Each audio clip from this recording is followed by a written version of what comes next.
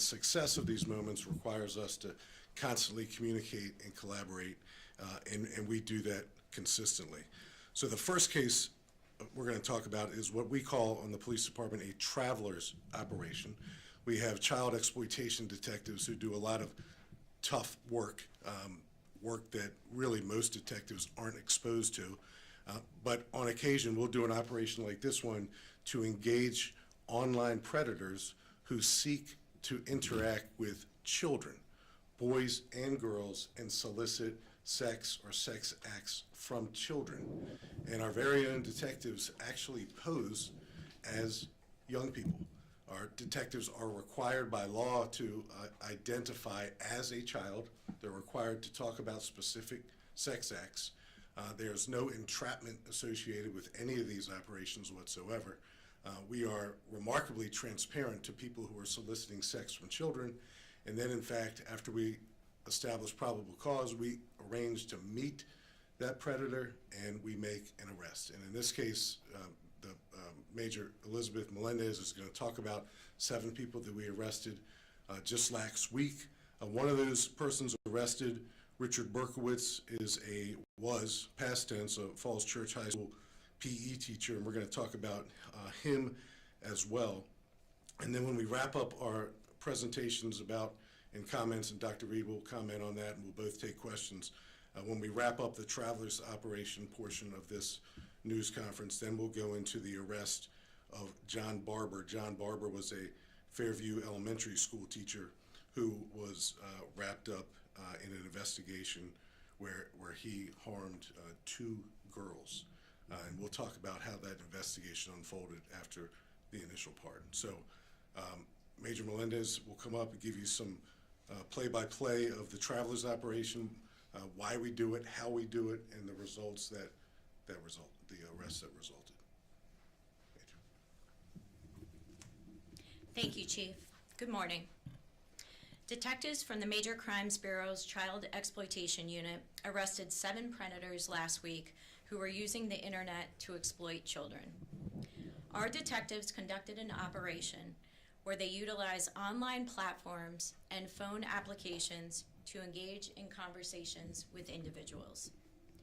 During these online encounters, the perpetrators initiated explicit conversations with detectives posing as children, soliciting sex acts from their underage personas. When the suspects agreed to meet the juvenile persona at a location, detectives were waiting to take them into custody. On several occasions, these predators sent explicit images of themselves to the detectives, while also soliciting explicit images of the minor in return. These predators ranged in age from 24 to 50 years old. These suspects traveled to Fairfax County from areas in and around the DC metro region, but the detectives were also solicited by an individual from New York. In that case, partners with the New York Internet Crimes Against Children Task Force took that suspect into custody, and he's currently awaiting extradition to Fairfax County. 25 felony charges were placed, ranging from taking indecent liberties with children, production of child pornography, the use of a communication system to facilitate certain offenses involving children, using vehicles to promote unlawful sexual intercourse with a child, and causing or encouraging acts rendering children delinquent. While the goal of this operation was to arrest predators who are targeting our community's youth, we also want to ensure parents know the warning signs or red flags to look for on their children's devices. Parents are encouraged to know their child's passwords and have access to their children's devices. It is important for parents to have conversations about chatting with people online. Ensure your child reports anyone who tries to engage them in conversation to you immediately, and make sure they do not respond to anyone who is unfamiliar to them. The National Center for Missing and Exploited Children, more commonly known as NCMEC, also has valuable resources to further educate parents on navigating these situations. The Fairfax County Police Department remains dedicated to protecting our community and especially our children. I am proud of our detectives for removing 7 predators from our community, and they continue to work tirelessly, to ensure the safety of our youth. Thank you, and at this time, we'll take questions. Okay. Dr. Reed? Do Dr. Reed and then Q&A. Thank you, Chief Davis, and I just want to reiterate the Chief's comments that we work in very close partnership with law enforcement anytime there are allegations of a crime that might involve one of our students, staff, or our community. The safety, security, and well-being of our students remains a top priority here in Fairfax County Public Schools, and we take incidents, particularly such as these of barrier crimes, very seriously and act immediately upon news of these crimes. When these crimes become a topic, we work very closely and are in a tight partnership with our law enforcement community, and are grateful for the hard work and dedication of these committed law enforcement officers in keeping our schools safe. We also understand that this is upsetting news to our community, and I'm sorry that we have to report news of this nature.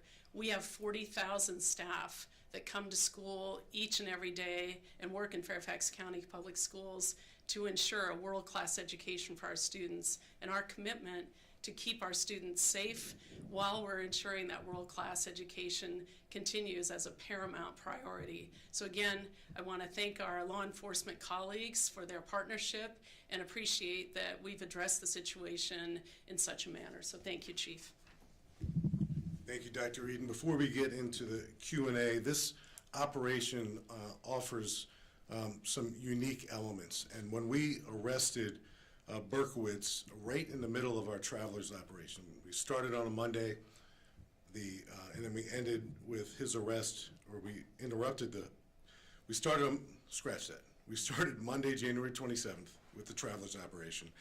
And just 2 days later, we started developing probable cause and actually arrested Richard Burwitz. FCPD, like we always do, makes immediate notification to FCPS. But in this particular case, I made a personal request of Dr. Reed to hold on to that information because Burwitz was in fact in custody, and divulging circumstances and contents surrounding his arrest during the middle of an operation like this would in essence shut down our operation. So he was in custody, he was being held at the Adult Detention Center. I knew where he was, and I asked Dr. Reed and her folks to hold on to the arrest announcement because after all, we were going to hold on the arrest announcement, as we always do with travelers operations, until today. So we are in fact making the announcement today. FCPS is making the announcement, the parental notifications that they normally do today as well, consistent with how we make these notifications, both with each other and with the community. So I say that to anticipate some questions. So Nick, I'll take your first question. Well, good morning, Chief. Good morning. Major and Superintendent. Thanks for taking our questions. With Richard Burwitz, does he have a criminal history? Has he been arrested before in Fairfax County? He does not have a criminal history. He does not have a criminal history. We have had contact with him in the past, though. Okay. And Superintendent, I understand that, just like the Chief said, he asked you to withhold parental notifications on this for the reasons he just explained. But when did you become aware? What date? Do you recall what date he told you? I think the Chief indicated the date. He shared that with us, and the 27th of January. The 27th of January. Was he suspended on that day or the next day? We took internal action to make sure he would not have access to schools immediately upon hearing that information from Chief Davis. And Chief Davis, we spoke about Richard Burwitz. The other suspects in this case, do they have any criminal history in Fairfax County? I'm careful on criminal history questions, Nick, and only because I don't want to cast aspersions that can be interpreted as prejudging people who have been accused with crime. So it's something I've done for a couple of years now. I don't speak about people's criminal histories, adults, because that information is readily available to you and other journalists. I do have some questions about John Barger, but I didn't know if you wanted to Yeah, we're going to transition to that. So any other questions about Burwitz?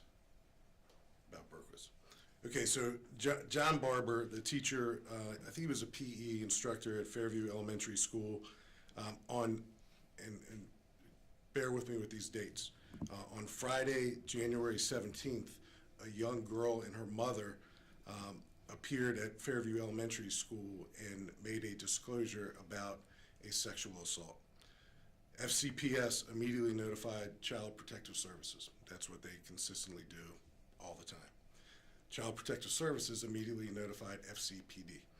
So all on that day, Friday, January 17th, a victim and her mom are at the school, Child Protective Services is at the school, and we're at the school with Fairfax County Public Schools.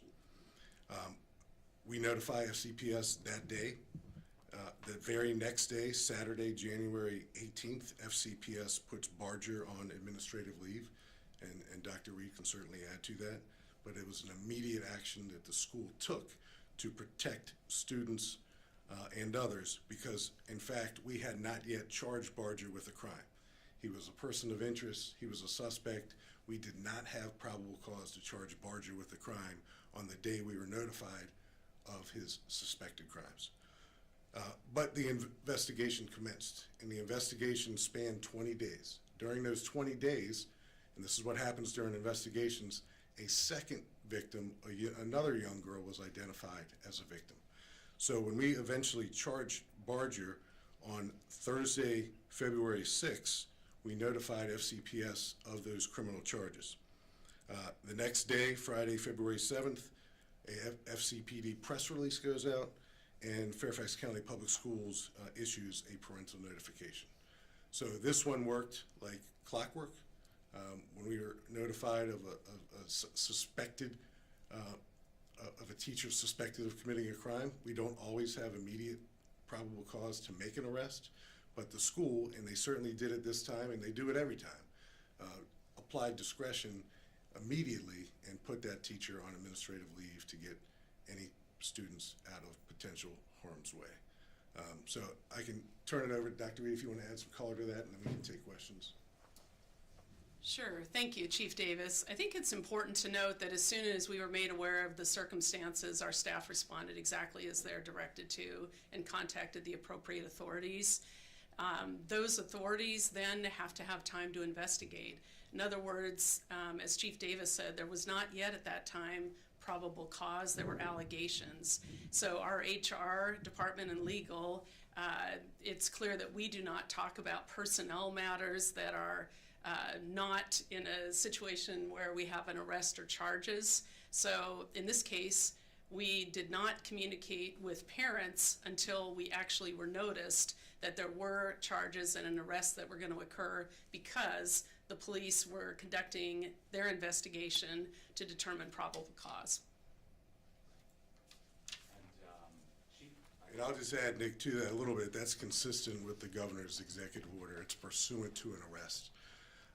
So just want to make a point. Which executive order is that, just so we know? Regarding parental notifications. I think you're probably familiar. I believe that's on overdoses, not sexual assaults.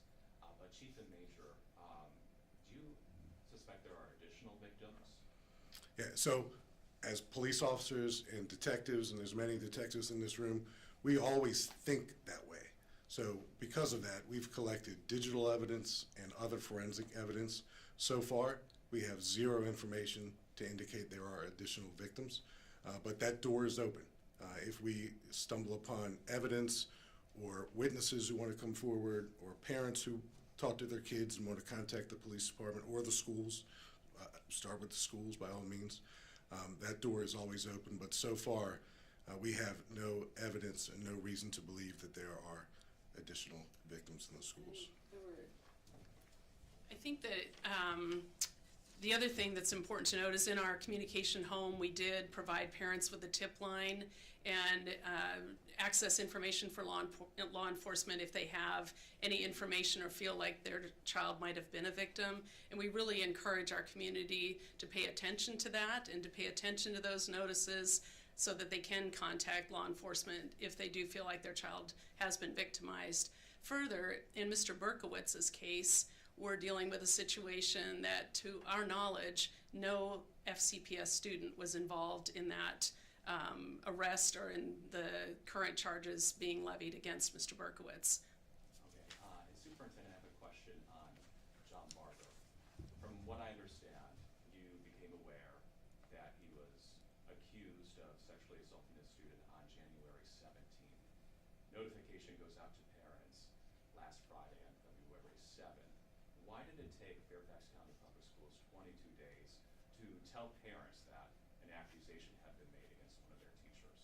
So there are allegations made, I wouldn't say on a frequent basis, but there are a number of allegations with a workforce of 40,000 staff.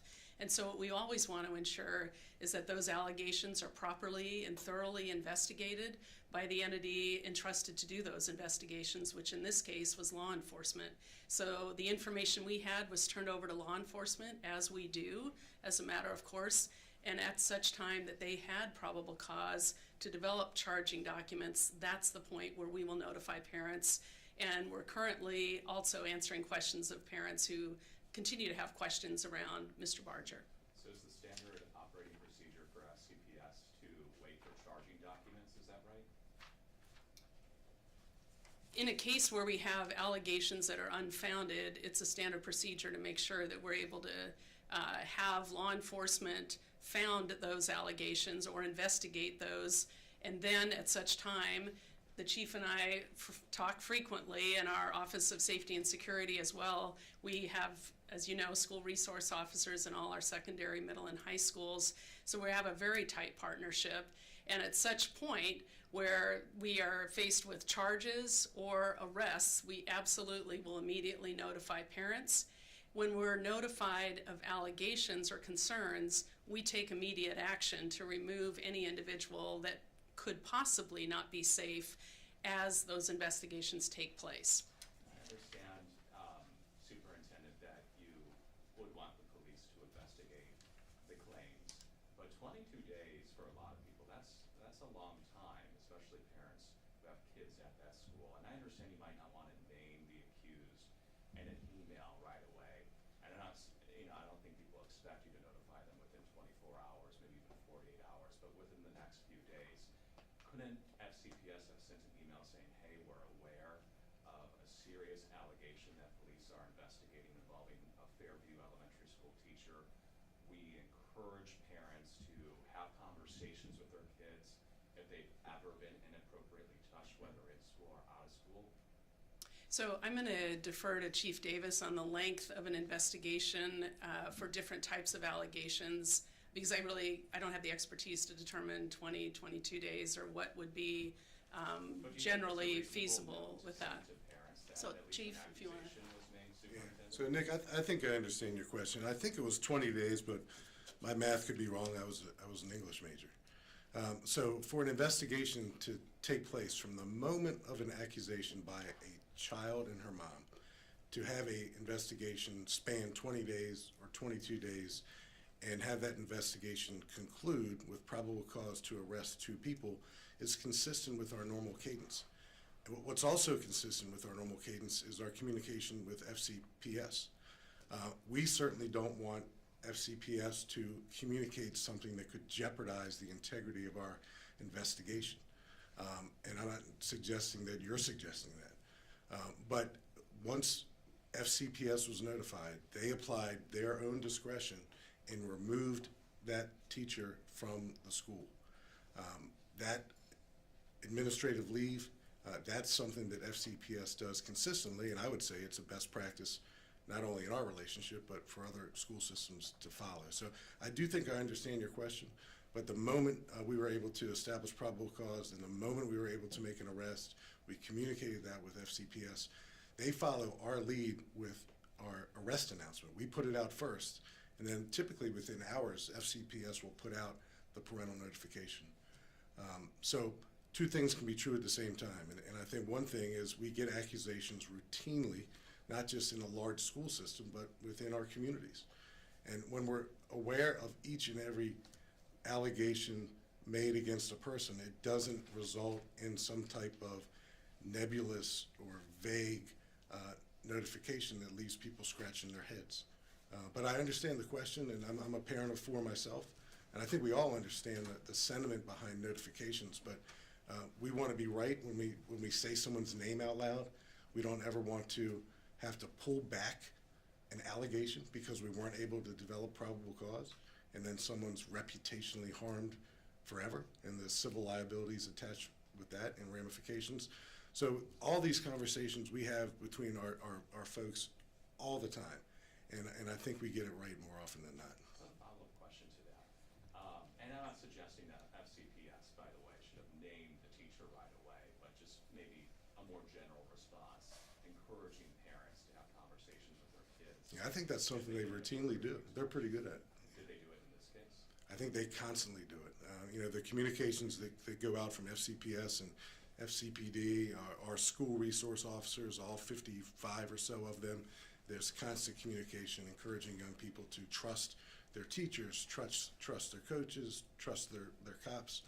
So I think that's something that's ongoing. And the follow-up question was, well, I understand with Burwitz, you asked FCPS to wait on notification because it was an ongoing investigation. But with John Barger, if they had put out a notification, a general notification earlier, wouldn't that have helped your investigation? Maybe encouraging parents to come forward if they saw something or their child said something to them? Yeah, Nick, I think I intellectually understand your question. It's such a hypothetical. The Barger case, and I don't say this with definity about much things in police work, the Barger case was handled in a textbook fashion, both with our detectives and with our communication with each other. And the most important thing is that Barger is being charged with crimes he committed against 2 young girls.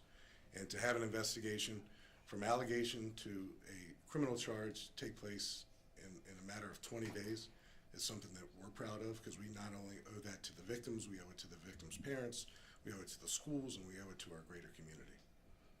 Does anybody else have any questions? All right. Thank you all. Thank you all so much for coming out today.